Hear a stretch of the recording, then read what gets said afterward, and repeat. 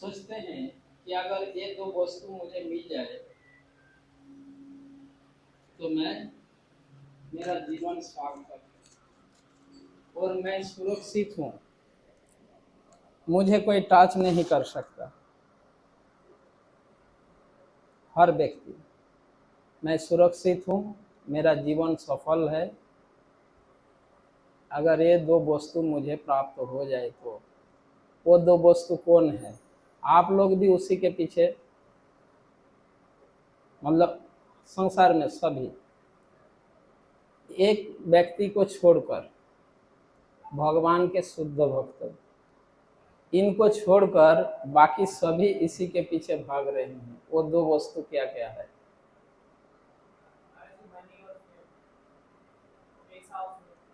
पैसा और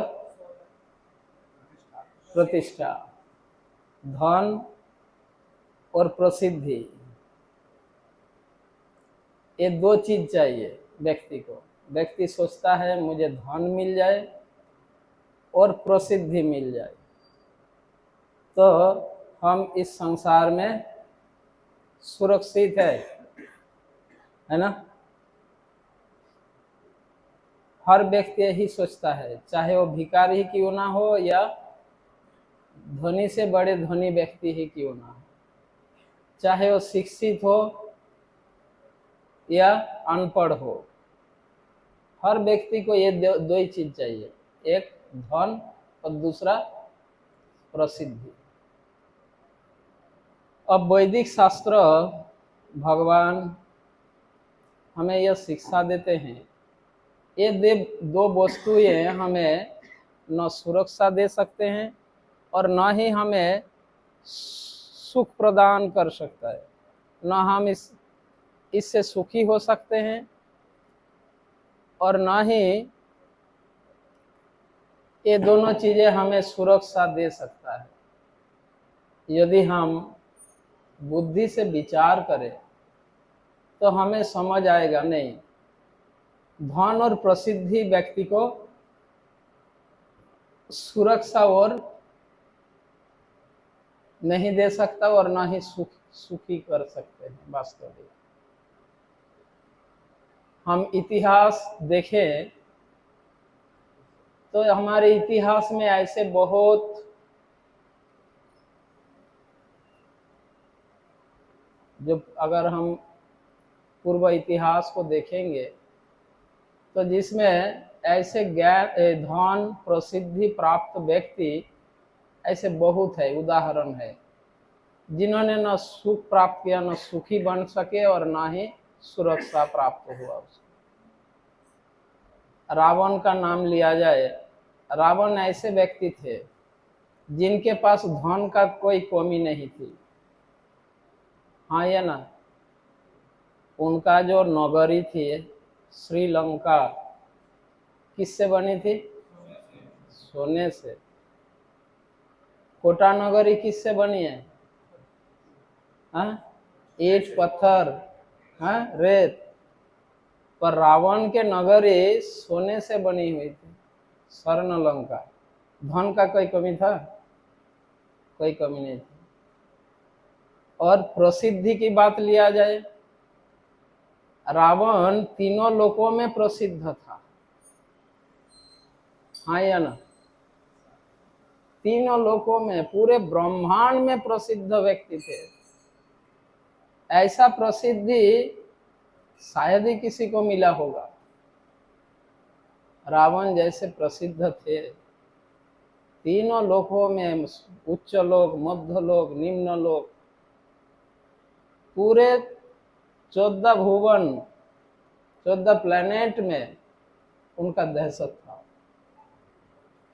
हाँ, जिसका आराधना करके उन्होंने वर्णन दिया, उसका भी डोंट केयर, उसे भी कोई केयर नहीं, मतलब ब्रह्मा जी को भी रेस्पेक्ट नहीं करते थे। जिस ब्रह्मा के वरदान से वो ऐसा प्रसिद्धि ऐसे यशस्वी बने, पर उस ब्रह्मा को भी सम्मान नहीं करते थे। यही है धन और प्रसिद्धि का परिणाम। श्री लोचन दास ठाकुर श्री चैतन्य मंगल में बताया, धने यदि सुख दीत रावण आदि न मरित। धन अगर किसी को सुख प्रदान करता तो रावण का सुरक्षा हो जाता। हाँ, और इतने प्रसिद्ध व्यक्ति होने पर भी इतिहास आज उनके कार्यकलापों का निंदा कर रहा है। हाँ?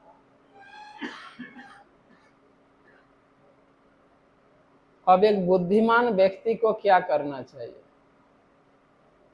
ये दो चीजों के पीछे इसी को हमारे जीवन का लक्ष्य बनाना है, या हमारे जीवन का लक्ष्य क्या होना चाहिए? यह है बुद्धिमत्ता। एक बुद्धिमान व्यक्ति का कर्तव्य है ये पूर्वापर विचार करते हुए वो निर्णय ले। पूर्व और पर मतलब बाद में, और पूर्व मतलब पहले की और आगे की विषयों को देखकर जानकर व्यक्ति को निर्णय लेना चाहिए। तो ऐसे काल नरसिंह चतुर्दशी तिथि है। भगवान नरसिंह देव के लीला में हम देख रहे हैं कि हिरण्यकशिपु कितना प्रसिद्ध थे। हाँ, कितना फेमस थे वो, कितने पावरफुल थे। रावण, हिरण्यकशिपु सारे देवी देवताएं जिनका नौकर नौकरानी बन गए। हाँ? देवी देवताओं को अपना नौकर बना लिया। तो ऐसे फेमस व्यक्ति भी कभी सुरक्षा नहीं हुआ। श्रीमद् भागवत गीता के 4th चैप्टर 40 नंबर श्लोक, जिसमें भगवान यह बताते हैं, अज्ञश्च अश्रद्धानश्च संशयात्मा विनश्यति नायम लोकोयम न परो, क्या नायम लोकोयम न परो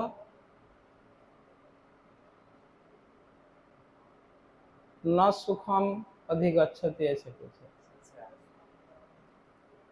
हाँ, नायम लोकोयम न परो न सुखम अधिगच्छति, ऐसा कुछ है। तो इस श्लोक में भगवान बताते हैं, अज्ञश्च अश्रद्धानश्च संशयात्मा, ये 3 प्रकार के लोग विनश्यति, विनाश प्राप्त होता है। इससे पहले भगवत गीता में भगवान ने कहा जीव अविनाशी है, और फिर यहाँ पे बताते हैं विनश्यति, विनाश हो जाएगा। हाँ? यही वैदिक शास्त्र का एक प्रॉब्लम है। वैदिक साहित्य एक बहुत बड़ा विडंबना है। जो शास्त्र हमें ज्ञान देता है वही शास्त्र हमें भ्रमित करता है ना। जो शास्त्र हमें सिद्धांत तो बताते हैं, ज्ञान प्रदान करते हैं, वही शास्त्र हमें कंफ्यूज में भी डाल देते हैं। इसलिए वैदिक शास्त्र के सिद्धांत को सामान्य बुद्धि से समझ पाना बहुत कठिन होता है। वैदिक शास्त्र के सिद्धांत को सामान्य बुद्धि से नहीं समझा जाएगा। शास्त्र के सिद्धांत को समझने के लिए हमें कैसे हम शास्त्र को समझ सकते हैं? शास्त्र को समझने के लिए केवल मात्र भगवान के शुद्ध भक्त, प्रामाणिक, तत्वद्रष्टा व्यक्ति, तत्वदर्शी व्यक्ति से ही शास्त्र के सिद्धांत को समझा जा सकता है, उनके माध्यम से। अन्यथा शास्त्र के सिद्धांत को समझ पाना संभव नहीं। और विशेष रूप से इस कलयुग में, कलयुग के मनुष्य के लिए तो एक प्रकार इम्पॉसिबल, असंभव शास्त्र को समझ पाना। और जो व्यक्ति यह सोचते हैं कि मैं शास्त्र समझता हूं,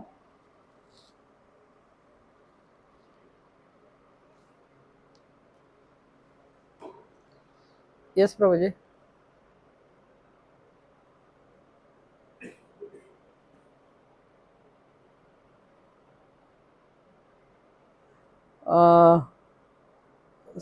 I had not talked yet with him, but I am giving you name and number.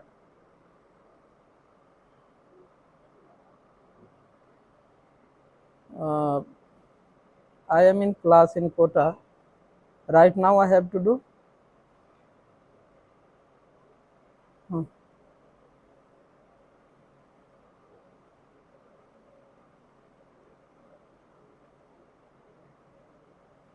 Okay. Okay, brother. After class I will send you. Okay.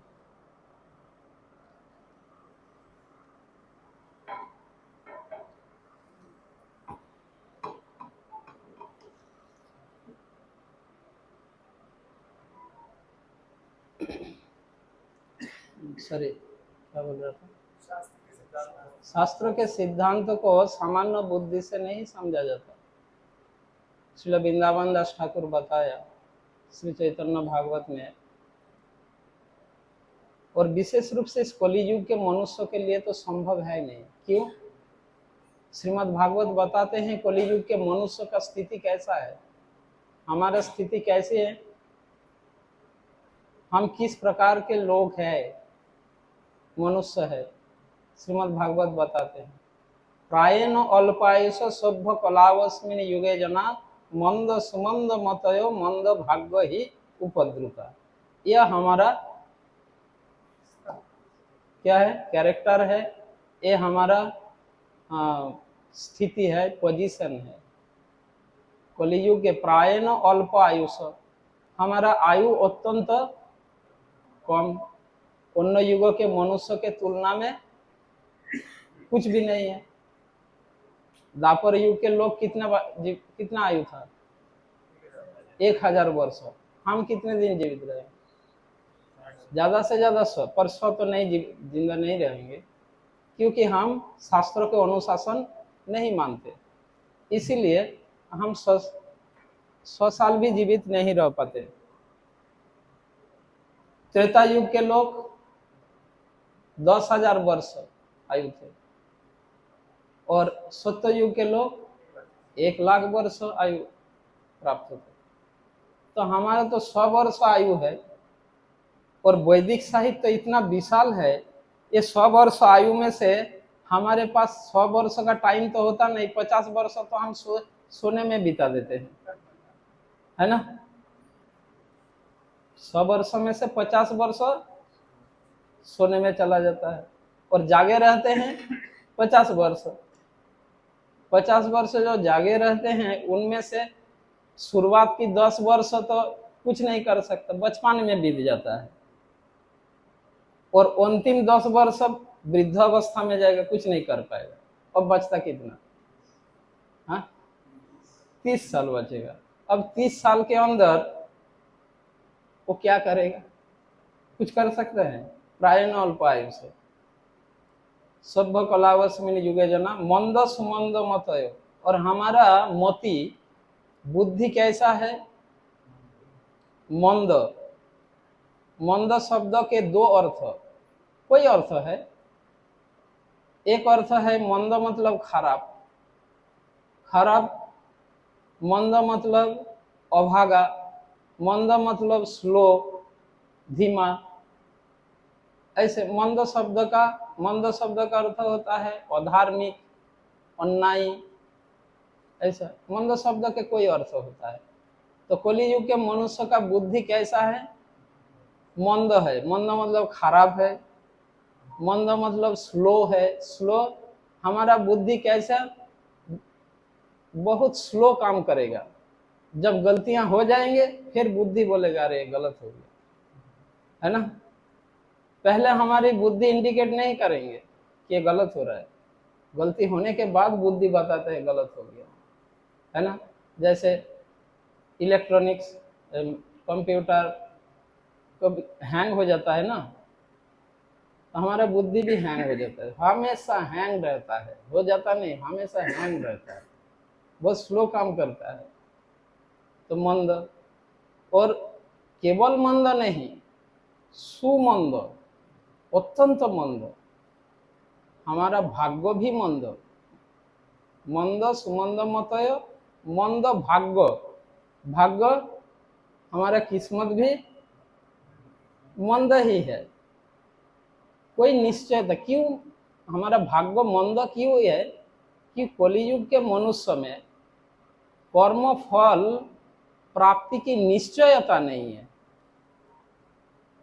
समझे। जो प्रेजेंट लाइफ में जो क्रियमान कर्म होता है, क्रियमान कर्मों का फल प्राप्ति का कोई निश्चयता नहीं है, कन्फर्मेशन नहीं है। हाँ मिलेगा, पर इस लाइफ में मिलने का कोई कन्फर्मेशन नहीं है, ये एक प्रॉब्लम है। अन्य युग के मनुष्य में वो कुछ कार्य करते थे, कर्म करते थे, तो उसी लाइफ में उसको, हाँ, वो फल प्राप्त होने का उसको कन्फर्मेशन होता था। हाँ ये किया है ये मिलेगा, अच्छा किया तो अच्छा फल मिलता था, उसी लाइफ में मिलता था। पर कलियुग के मनुष्य के लिए ये भी निश्चयता नहीं है। इसके पीछे कारण है, लॉजिक है, तो वो थोड़ा डिटेल उसमें मैं नहीं जाऊंगा।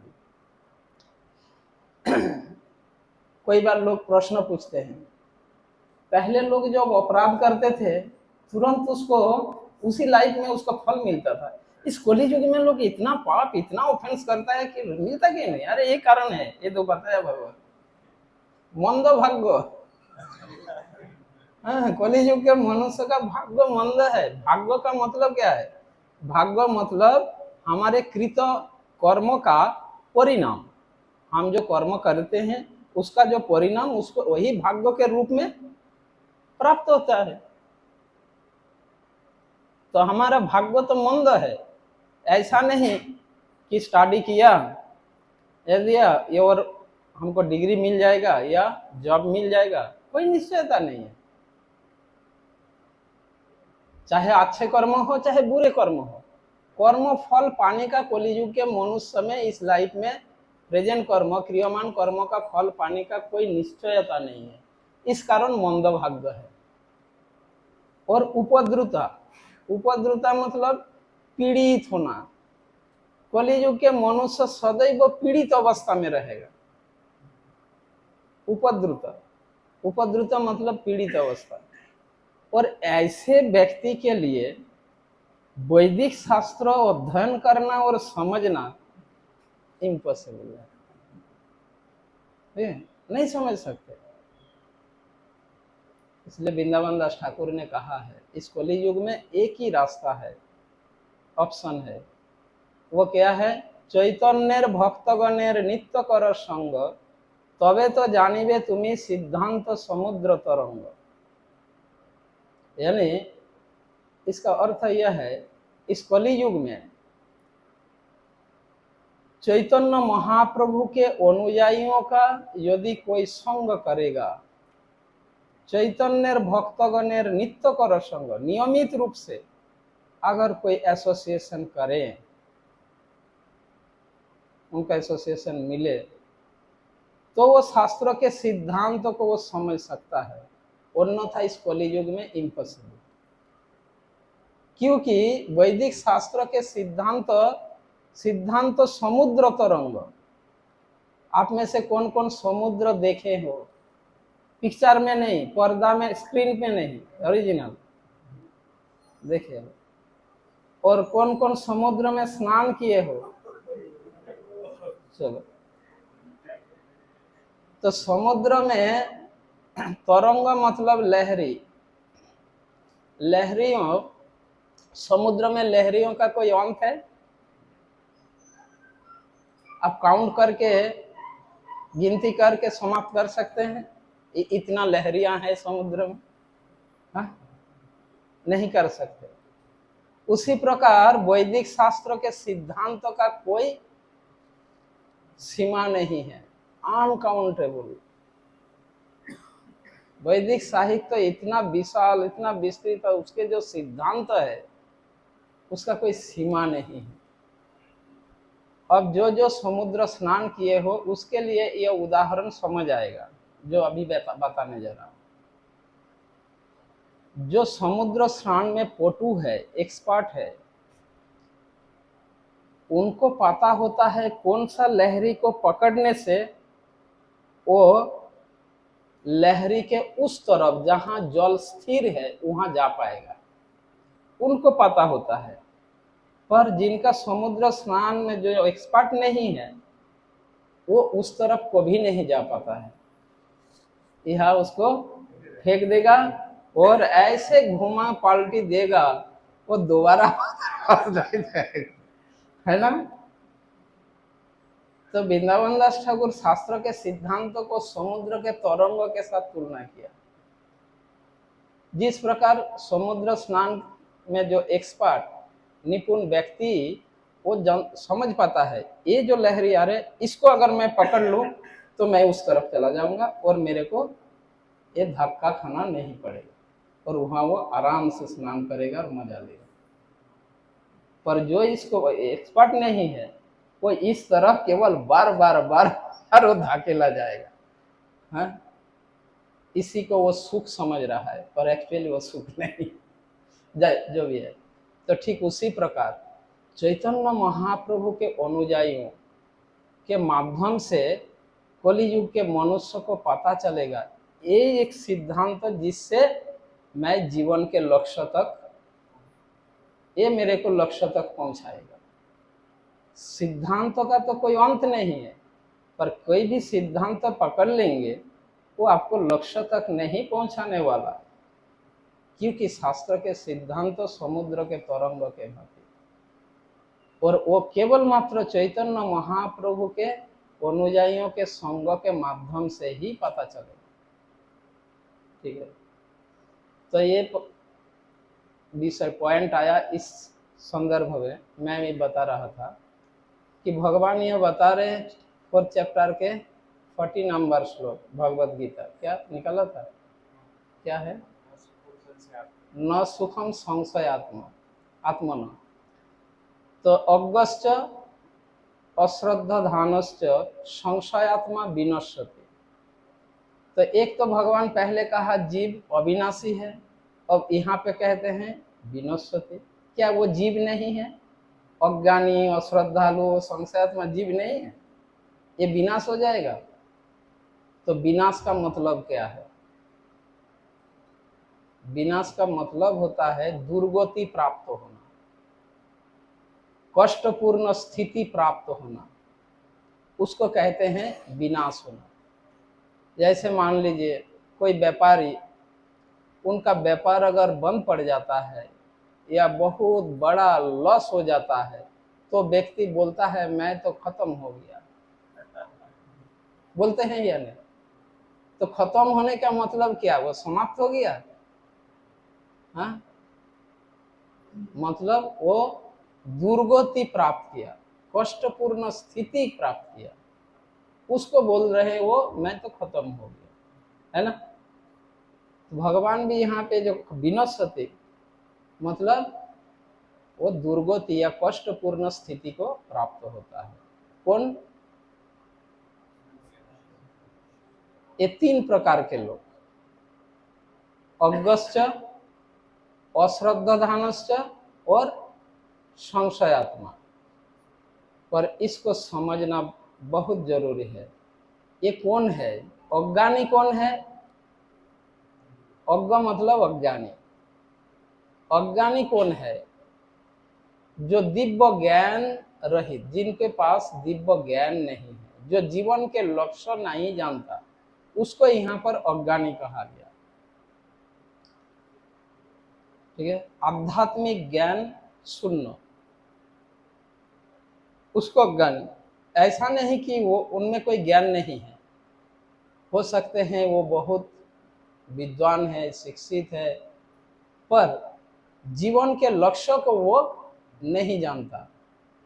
तो गीता के दृष्टि में, कृष्ण के दृष्टि में वो है अज्ञानी। अज्ञ मतलब वह व्यक्ति जो न अपना स्वरूप जानता है, न भगवान के स्वरूप को जानता है, न भगवत तत्व जानता है, न आत्म तत्व जानता है, न संसार क्या है नहीं जानता, वो कौन है नहीं जानता, भगवान कौन है नहीं जानता, और इनके परस्पर संबंध को नहीं जानता। उसको कहा गया अज्ञानी, अज्ञस्य। ऐसा नहीं कि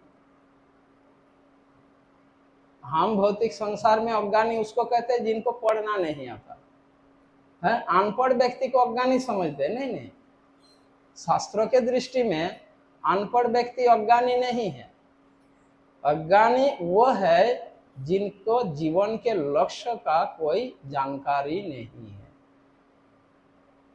उसको अज्ञानी कहा जाएगा, ये शास्त्रों के नजर में। तो ऐसे अज्ञानी व्यक्ति क्या होगा? विनश्यति मतलब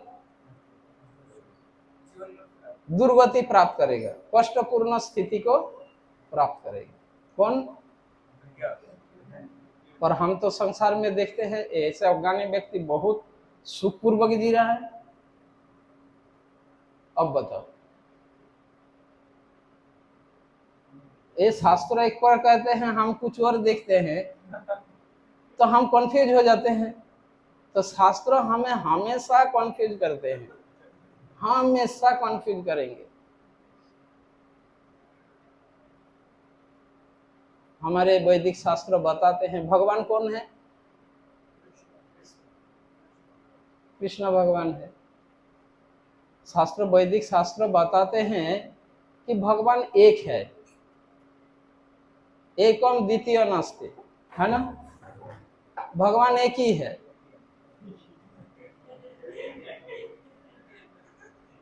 भगवान कौन है परिवार का? मैं यहाँ पर स्वयं भगवान यहाँ पर खड़े हैं, खड़े फिर किसी को भगवान बोल रहे हो, है ना? तो शास्त्र बताते हैं भगवान एक है या अनेक है? अब जो शास्त्र यह बता रहे हैं भगवान एक है, वही शास्त्र बताते हैं कि भगवान अनेक है। हाँ या ना? भगवान वही शास्त्र, वही भगवान, वही शास्त्र बताते हैं कि मैं स्वयं को अनेक रूपों में एक्सपेंड किया। तो एक बार तो कहा भगवान एक ही है, और फिर कहता है अनेक है। मैं स्वयं को, शास्त्र कहते हैं जीव भगवान नहीं है, वही शास्त्र कहते हैं जीव भगवान के अंश है। अब बताओ, एक बोतल शहद के से एक बूंद शहद अभी लोगे तो एक बूंद शहद को आप शहद नहीं बोलोगे, क्या बोलोगे? वो भी तो शहद ही है। तो भगवान का अंश जीव भगवान क्यों नहीं है? बताओ, हम अगर लॉजिक दो, लॉजिक दे सकते हो? लॉजिक के लिए अगर जीव भगवान का अंश है तो शायद का एक थोड़ा अंश उसको शायद ही तो होगा ना, क्या होगा? उसको कुछ और बोलोगे क्या? तो भगवान का अंश, अगर जीव आत्मा भगवान का अंश है तो जीव भगवान क्यों नहीं होगा? तो जो लोग जनता जनार्दन मानते हैं वो कौन सा गलत कर रहे हैं? अब देखो कितना कन्फ्यूजन। यह शास्त्र समझ, वैदिक शास्त्र समझ पाना बहुत कठिन है। जनता जनार्दन, अहम ब्रह्मास्मि, ये वो, ये सब वो गलत कहाँ है? ये सब आइडिया उनको कहाँ से मिल रहा है? इस शास्त्र से तो मिल रहा है ना। ये सारी धारणाएं इन लोगों को कहाँ से मिलती है?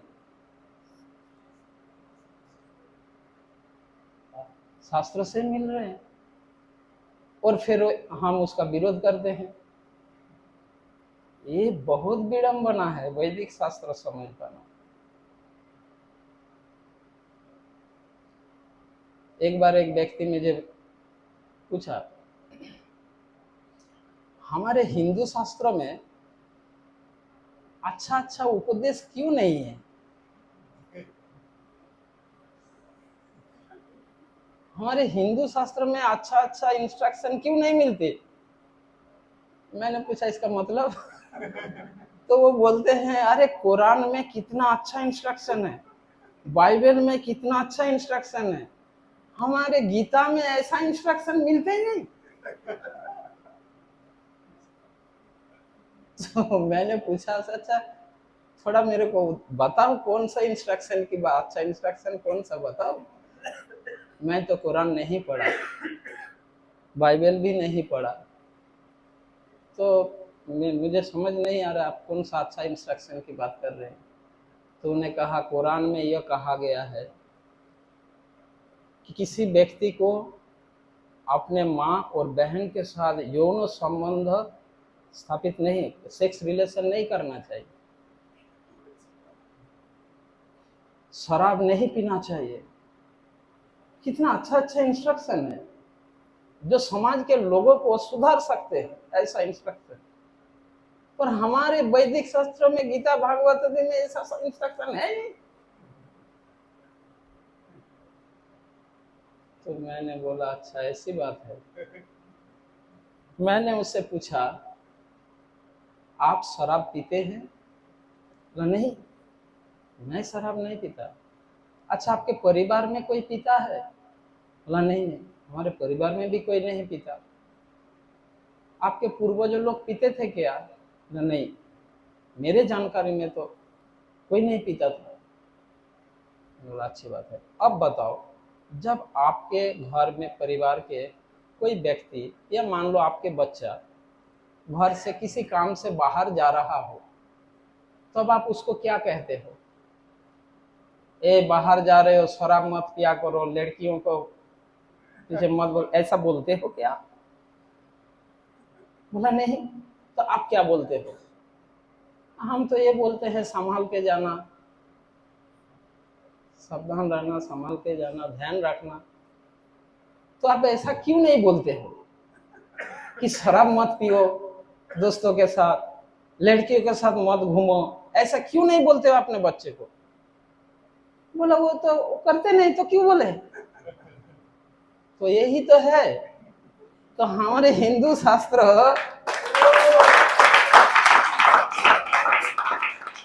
हमारे समाज में ऐसे घिनौने कर्म कोई करते नहीं, तो ऐसा इंस्ट्रक्शन क्यों देंगे? जिसके समाज में जिसके कम्युनिटी में लोग ऐसा गंदा है, ऐसा काम करते हैं, उनके लिए तो ऐसा इंस्ट्रक्शन होगा ना। सब उसको समझ आए। तो इस प्रकार फिर उसने बहुत अच्छा अच्छा प्रश्न पूछ रहा था, अच्छा लग रहा था, तो उन्होंने पूछा। तो फिर संसार में इतना सब धर्म शास्त्र क्यों क्रिएट हो गया, ये हो गया, बहुत सुंदर सुंदर क्वेश्चन कर रहा था। तो बात मेरा पॉइंट यह है कि शास्त्रों को समझ पाना वो किसके लिए है, ये किसके लिए है। हर व्यक्ति समाज में अलग अलग चेतना के व्यक्ति होते हैं। समस्त शास्त्र का पर्पस एक ही है, उसको आध्यात्मिक जीवन में ग्रेजुअली वो आध्यात्मिक जीवन में वो प्रोग्रेस करे। सभी का पर्पस वही है। तो ये वैदिक शास्त्र जो है उसमें इस प्रकार का इंस्ट्रक्शन इसलिए नहीं है क्योंकि वैदिक साहित्य को फॉलो करने वाला ऐसा काम करते ही नहीं, तो ऐसा इंस्ट्रक्शन क्यों होगा? जो लोग ऐसा करते हैं उनके शास्त्र में ऐसा रहेगा, स्वाभाविक है।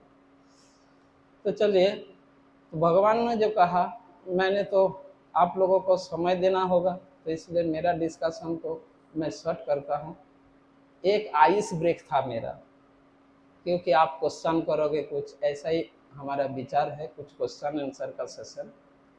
तो मैं आइस ब्रेक के रूप में ये थोड़ा शुरू किया था, जिससे हम आपस में थोड़ा सहजता फील करें, कंफर्टेबल फील करें प्रश्न पूछने में या इसमें ये करने में। ये मेरा पर्पस था। अदरवाइज मैं डिस्कशन को ये करते जाऊँ तो टाइम ये चला जाएगा। तो जो हमारा प्लान है उसमें हम ये नहीं कर पाएंगे। तो मेरा पर्पस यह था थोड़ा आइस ब्रेक कर दिया जाए। ठीक है, हरे कृष्णा। हो सकता है। हरे कृष्णा। पीछे आवाज आ रही है क्या? महाराज की आवाज आ रही थी? मेरा माइक तो है नहीं। हाँ, आप अमायिक है, मेरे पास माइक नहीं है। अमायिक है आप, ऐसे माइक की जरूरत नहीं। तो महाराज श्री जो है बहुत समय से भगवत गीता महाराज पढ़ाते हैं, और महाराज एक भक्ति शास्त्री कोर्स भी बहुत समय से, भक्ति शास्त्री मतलब 4 बुक्स होती हैं, भगवत गीता और भक्ति हमें सिंधु और उपदेशामृत और ईशोपनिषद, है ना। तो महाराज जो है थोड़ा सा हमको उलझाए भी सही, शास्त्र जो है वो हमें उलझा रहा है। तो हमको जो हम महाराज बच्चे जो गीता पढ़ते हैं तो उसमें भी कुछ हम लोग उलझ जाते हैं। तो उस उलझन में से निकलने के लिए कुछ प्रश्न जो आपसे डिस्कशन के समय प्रश्न उठे थे, तो आप सबकी परमिशन है प्रश्न पूछा जाए? तो पहले जो आपसे जो प्रश्न आते हैं जिनके जवाब मुझे भी नहीं पता होते हैं, तो हम महाराज से प्रयास करेंगे कि महाराज उनके उत्तर दें। तो महाराज आवाज आ रही है आप लोग को?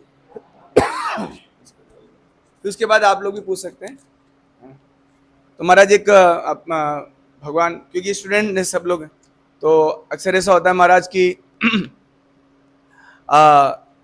स्टूडेंट लाइफ में सबसे बड़ा प्रॉब्लम लस्ट होता है महाराज, है ना। भगवान ही बोलते हैं कि शत्रु है ये, है ना, इसको जानो, इसको समझो। और कूलर बंद कर सकते हैं, गर्मी बढ़ेगी बोलेगी। कोई प्रॉब्लम नहीं आ रही ना आपको? आवाज आ रही है ना? नरोत्तम, हाँ। तो भगवान जो उपाय बताते हैं उसमें कि सबसे पहले अपने इंद्रियों को वर्क करो, इंद्रियों पर संयम करो। तो थोड़ा ये समझ में नहीं आता है, क्योंकि भगवान बोलते हैं मन में भी काम है, बुद्धि में भी काम है, इंद्रियों में भी काम है। तो मन इंद्रियों से कैसे चले, इंद्रियों को रोकें या इंद्रियों को लगाएं, वो थोड़ा सा समझ में नहीं आता है। आपको मेरे प्रश्न समझ में आया सबको? तो महाराज सुनेंगे इसका उत्तर कि उस काम को कंट्रोल करने के लिए भगवान ने जो समाधान दिया है, तस्मात इंद्रियाण उदय, भगवान बोलते हैं, तो समझ में कम आता है कि वो इंद्रिय को करें क्या, कैसे लगाएं, क्या रोकें महाराज। तो यहाँ पर हमारा शत्रु कौन है? काम, लस्ट, है ना। अब किसी शत्रु पर विजय प्राप्त करने के लिए पहला स्टेप क्या लेना चाहिए, क्या करना चाहिए व्यक्ति को? किसी शत्रु पर अगर विजय प्राप्त करना हो, शत्रु को जीतना हो, तो उसका पहला कदम क्या होगा? पता लगना चाहिए कहाँ रहता है ना। भगवान कृष्ण भगवत गीता में वही बताया, ये काम शत्रु हमारे कहाँ रहता है? इंद्रियाणी मनोबुद्धि, इंद्रिय, मन और बुद्धि में एक काम शत्रु बैठा हुआ है। ठीक है। अब इंद्रियों में, और इंद्रियों को अपना कब्जा में ले लिया। हमारे शरीर में जो इंद्रियां हैं, अब इंद्रियों के कैरेक्टर को, मन के कैरेक्टर को, स्थिति को, और बुद्धि की कैरेक्टर और स्थिति को पहले जानना होगा।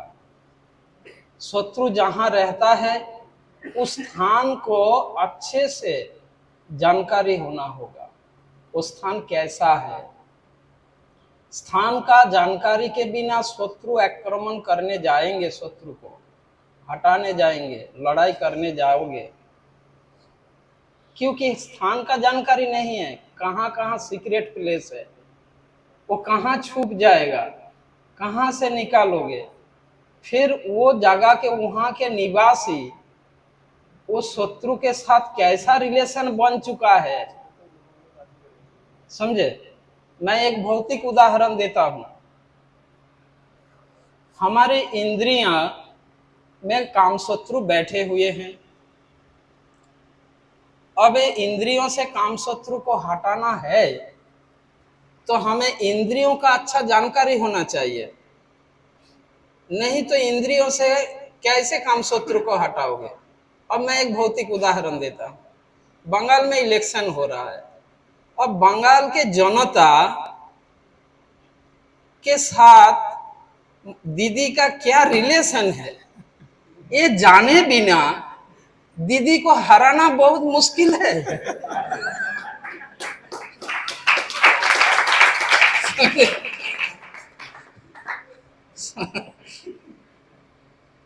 तो ये सभी दीदी के बातों में उठ रहे बैठ रहे हैं, तो कुछ तो रिलेशन है उसके साथ।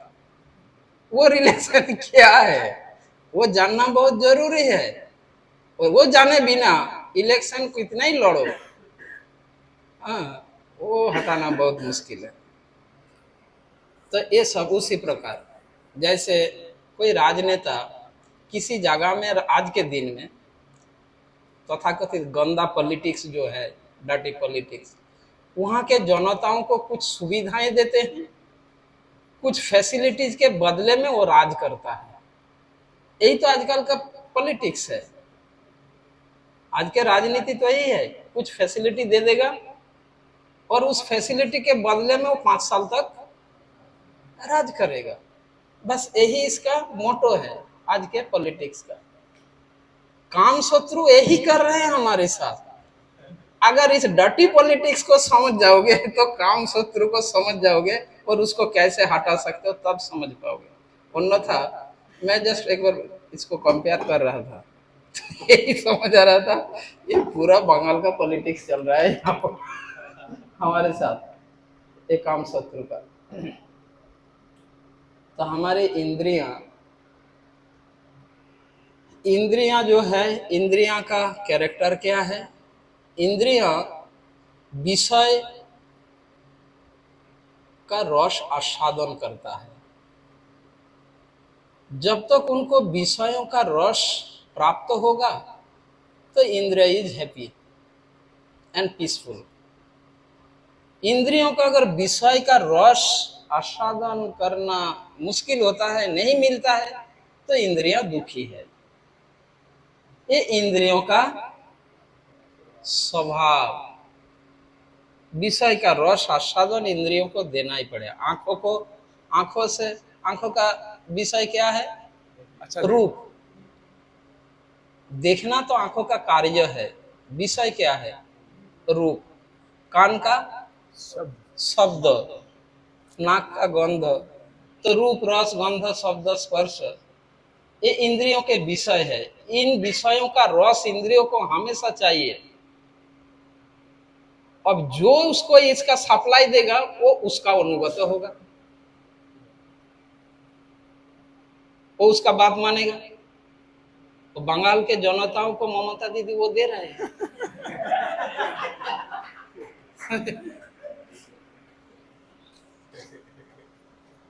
तो इंद्रिय ऐसा है, उनको जो विषयों का रस देगा वो उसका अनुगत बन जाएगा। अब भगवान ने ये जो शरीर हमारे निर्माण किया, शरीर, मैं इसको हाथ में ले लूं।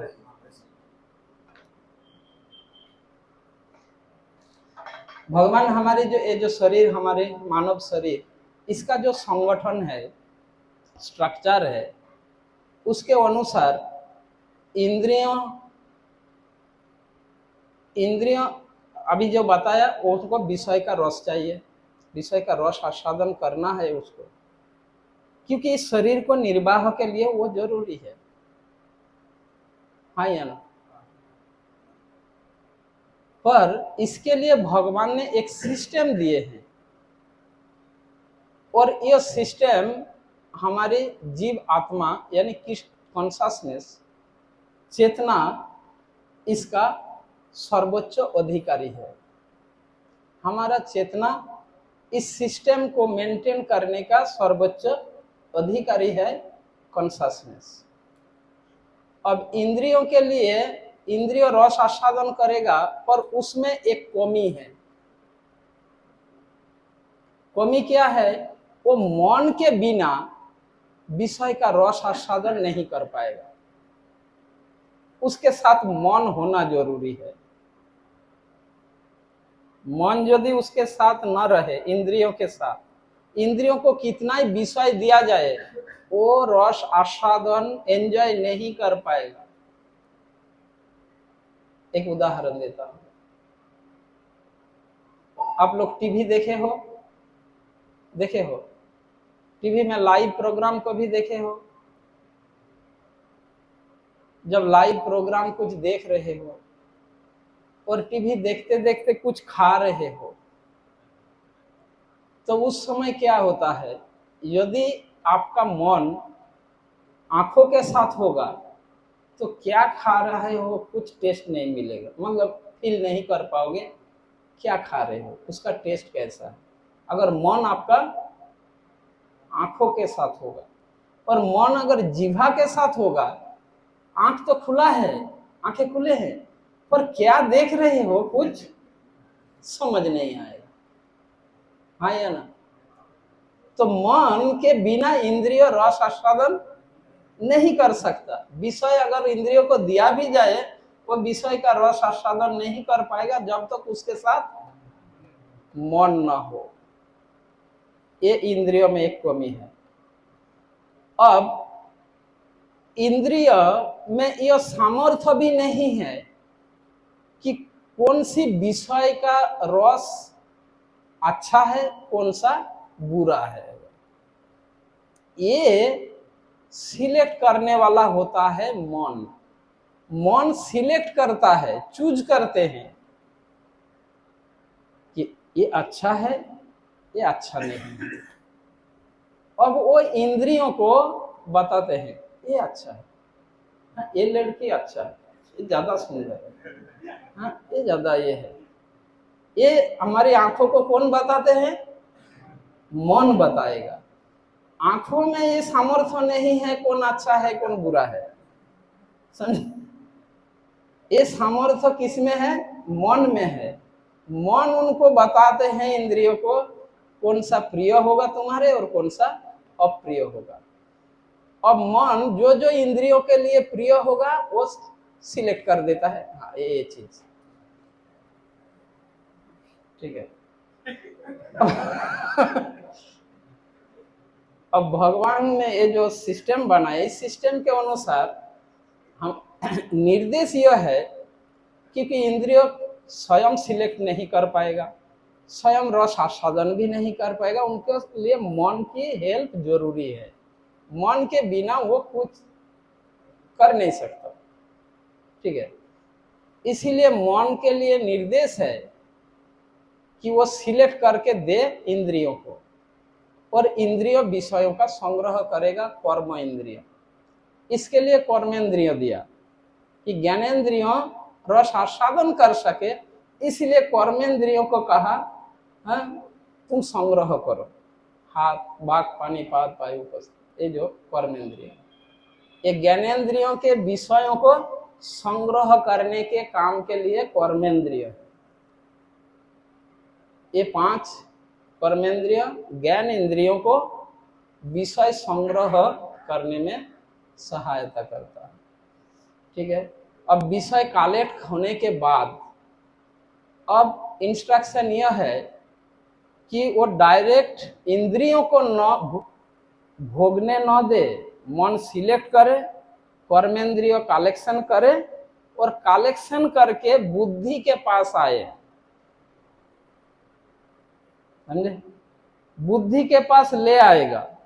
अब बुद्धि में मन तो यह सिलेक्ट कर सकता है, पर मन यह नहीं कर सकता कौन सा कल्याणकारी होगा कौन सा अकल्याणकारी होगा।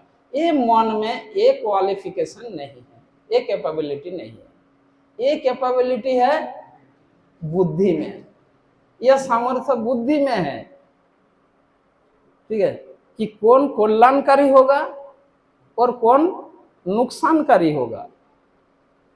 ये विचार करने में कौन सक्षम है? बुद्धि, ना इंद्रिय ना मन। इसीलिए निर्देश यह है कि विषय को कलेक्ट करो मन के सहायता से, और कलेक्ट करके कहाँ आओ? बुद्धि के पास आओ। बुद्धि में यह सामर्थ्य है और डिसाइड करना कि ये सही है, ये कल्याणकारी है, ये कल्याणकारी नहीं। ऐसा नहीं कि प्रिय होने मात्र से वो कल्याणकारी होगा। कोई बार अप्रिय वस्तु भी कल्याणकारी होगा, कोई बार प्रिय वस्तु भी कल्याणकारी होगा, पर ये डिफरेंस करना मन का सामर्थ्य नहीं है, वो बुद्धि का सामर्थ्य है। इसलिए बुद्धि के पास लेके आना है। और बुद्धि कैसा है, तो ये माइंड और इंटेलिजेंस, ये दोनों, मन और बुद्धि दोनों हमारा स्टोर हाउस है, दोनों स्टोर हाउस के बराबर जैसे। मन ऐसा स्टोर हाउस है, जो कुछ प्रिय लगा वो कलेक्ट कर लिया, और इस स्टोर हाउस में दोनों दरवाजे खुला है, एंट्री और एग्जिट दोनों दरवाजा हमेशा खुला है। मन रूपी जो स्टोर हाउस, इसमें दोनों गेट बराबर खुला रहता है, और यहाँ कोई स्टोर कीपर नहीं है, कोई इन्वेंट्री मेंटेन नहीं करता, वो क्या एंट्री हो रहा है, क्या जा रहा है, क्या डिलीवरी हो रहा है, क्या एंट्री हो रहा है, वो इसमें मेंटेन, कोई इन्वेंट्री मेंटेन नहीं होता। कहाँ पर? मन में। इसलिए हम भूल जाते हैं, मन में जो कुछ रखते हैं भूल जाते। ये दोनों दरवाजा खुला है इसका, ठीक है, एंट्री और एग्जिट दोनों ही खुला है इसका। अब बुद्धि के पास जब वो आता है, वो सारे कलेक्टेड चीजें, अब बुद्धि उस पर, बुद्धि में वहां पर स्टोर कीपर है, वो स्टोर कीपर है विवेक। बुद्धि में रहने वाला विवेक, विचार बोध, क्या कल्याणकारी, क्या कल्याणकारी नहीं है, क्या सही है, क्या गलत है। मन इंद्रियों को साथ मिलकर कलेक्ट करेगा, कलेक्ट करके कहाँ लाएगा? बुद्धि के पास। अब बुद्धि वहां पर नहीं, ये रिजेक्ट, इसको आने नहीं देना ना, ये सही, इसे इसको लाओ, ये reject, accept, accept, reject, inventory maintain वहां पे होता है। यह है बुद्धि का स्थिति। अब बुद्धि क्या करेगा? अब बुद्धि उन इंद्रियों और मन के सहायता से बुद्धि जो जो कल्याणकारी चीजें हैं वो कहाँ पहुंचाएगा? निर्देश है कृष्ण को ऑफर करो, कृष्ण को ऑफर करो, फिर प्रसाद के रूप में इंद्रियों को दो, भोगे। हाँ, बुद्धि अब इनके थ्रू कृष्ण के पास ले जाएगा, ऑफर करेगा। मन, इंद्रियां और बुद्धि, ये सारे चीज ले जाएगा, कृष्ण को ऑफर करेगा, और उसके बाद इंद्रियों को रस आस्वादन करने का अधिकार है। उससे पहले इंद्रियों को विषयों का रस आस्वादन करने का अधिकार नहीं है। यही सिस्टम भगवान ने दिए है, ये हमारा रियल सिस्टम है। अब इस सिस्टम को काम शत्रु आकर बिगाड़ दिया। उसने ये सिस्टम को क्या किया? वो इंद्रियों के पास आए, अरे तुम इतने लोगों के, उसके बाद तुम्हें ये सब सुख मिलता है? मेरे बात सुनो, हाँ, चलो एक बात तो मेरे समझ आता है, तुम समझ नहीं आता कौन सा लेना है कौन सा नहीं लेना है। मन को साथ में रखो, और बुद्धि के पास जाने की कोई जरूरत नहीं है। जो मन कहेगा वही फाइनल डिसीजन है। अब काम शत्रु आके ये प्रचार कर दिया इंद्रियों को, तुम्हारी क्या है, तुम्हें तो रस चाहिए ना, विषयों का रस चाहिए, इससे मतलब है, पर तुम कहते हो तुम सिलेक्ट नहीं कर पाते हो। कोई बात नहीं, मन के साथ करो, पर मन जो कहेगा वही करो। मन ही फाइनल डिसीजन मेकर है। और मन को भी अच्छा लग गया, मेरे को हायर अथॉरिटी बना दिया। अब किसी के अंदर में अब किसी का अंडर में मुझे काम करना नहीं पड़ेगा, मैं जो सिलेक्ट करूंगा वही फाइनल डिसीजन। उसको तो पोजीशन मिल गया मन को, और मन भी काम के अंडर में चले गए। और बुद्धि का तो और क्या कहे, उसको तो रस आस्वादन से मतलब है, जनताओं को सुविधाओं से मतलब है, समझे। पर वो ये जनता ये नहीं समझ रहे कि ये सुविधा देकर ये मेरा क्या हाल कर रहा है, हाँ, इस देश का क्या हाल हो रहा है, ये जनताओं का समझने के बुद्धि के बाहर है। इसका मतलब पूरा सिस्टम बिगाड़ दिया है इसने, काम शत्रु ने। अब एक काम शत्रु मन को final decision maker, higher position दे दिया कि मेरे बात मानो, तुम लोगों का जिस क्या काम है, रस आस्वादन चाहिए विषय का, तो इसे इतना ये सब करने की क्या जरूरत, डायरेक्ट करो, मैं जो कह रहा हूं कोई कुछ नहीं बोलेगा, मैं हूं ना, बस। अब कॉन्शसनेस की बात कौन सुनेगा भाई, ये इतना फैसिलिटी दे रहा है। आत्मा की बात कौन सुनेगा, इंद्रियां कहां सुनेगा। तो जीवात्मा की बात, चेतना की बात कोई नहीं सुन। अब काम शत्रु का ऑर्डर फाइनल हो गया, वो राज कर लिया, इस प्रकार से मन और बुद्धि पर कब्जा कर लिया, सॉरी मन और इंद्रियों पर। अब जैसे ऐसा होने से अब बुद्धि जॉबलेस हो गई, बुद्धि का और कोई नौकरी नहीं रहा, कोई जॉब नहीं रहा, बुद्धि का पोजीशन क्या हो गया, जॉबलेस, कोई काम नहीं है। अब एक व्यक्ति जॉबलेस होकर कब तक रहेगा, बता, वो डिप्रेशन में आएगा या नहीं, कुछ ही समय में वो डिप्रेशन में आ जाएगा वो व्यक्ति। और बुद्धि का हाल यही हुआ, काम ने उसे जॉबलेस बना दिया, क्योंकि माइंड को ही फाइनल अथॉरिटी दे दिया, और फाइनल अथॉरिटी इंद्रियों के वोटों से उसको मिला। इसके वोटों से उसको तो फाइनल अथॉरिटी में ऑथराइजेशन मिल गई है इसको। अब कौन किसका बात सुने। अब बुद्धि जॉबलेस होकर ये कुछ समय तक हाँ रहेगा, फिर धीरे धीरे डिप्रेशन में आ जाएगा। और अंततोगत्ता ऐसे सिचुएशन में व्यक्ति क्या करते हैं, जब तब काम शत्रु बुद्धि को कहता है, देख मैं तुम्हें जॉब दे सकता हूं, तुम्हारा पोजीशन वही रहेगा, पर क्या है, मन जो सिलेक्ट करके आएगा तुम्हें साइन करना है।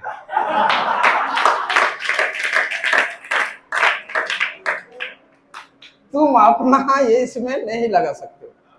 हाँ, तुम हायर अथॉरिटी थे, हायर अथॉरिटी रहोगे, पर तुम्हारा काम यही रहेगा, मन जो लाएगा उसे तुम्हें साइन करना है। अब जॉबलेस होकर बैठने रहने से कुछ तो मिले, है ना, डिप्रेशन में आ गया वो बुद्धि।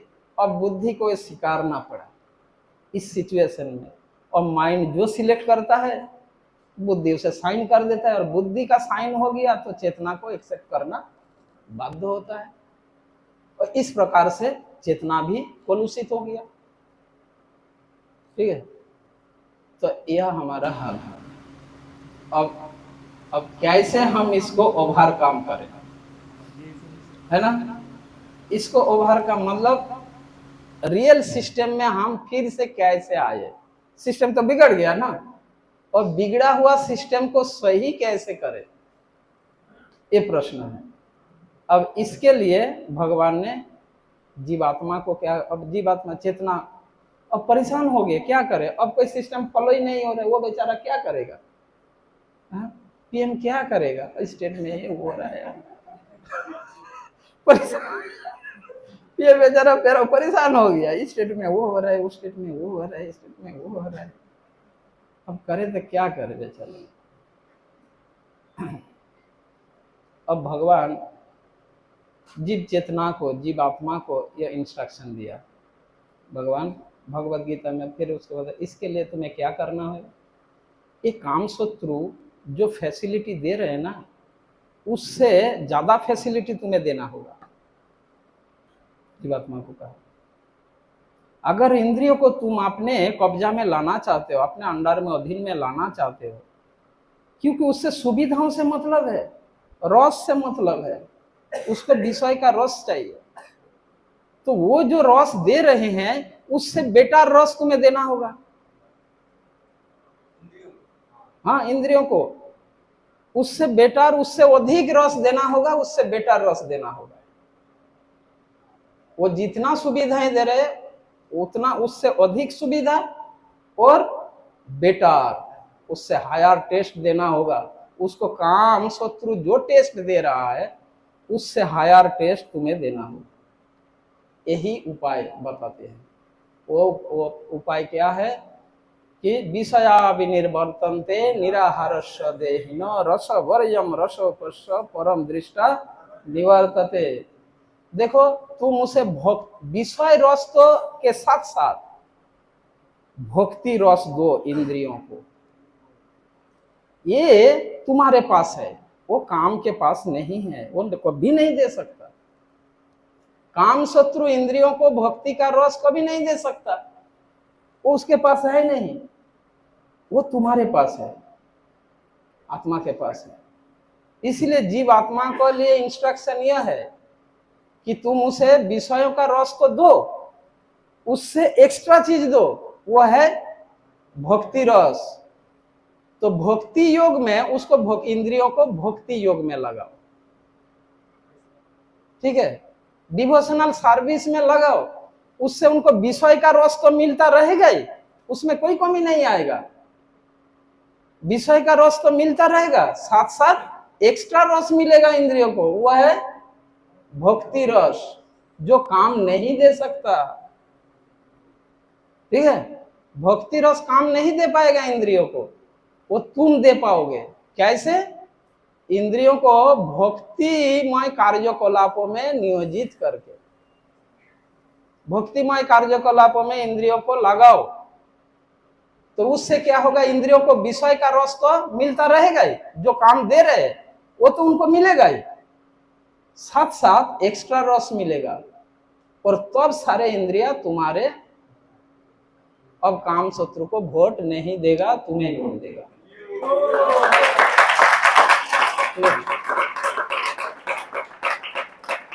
तो इस प्रकार से इंद्रियों पर जब देखेगा काम शत्रु के वो अब इंद्रिय उसका बात नहीं मान रहे, तब तुम काम को हटा पाओगे। यही ऑप्शन दिया है। तो ये जो एक्स्ट्रा सुविधाएं भक्ति रस, अब देखो भक्तगण जो भगवान की भक्ति में जुड़ता है, अब उसका कौन सी चीज की अभाव है, मैं आपको दिखाता हूं। भक्ति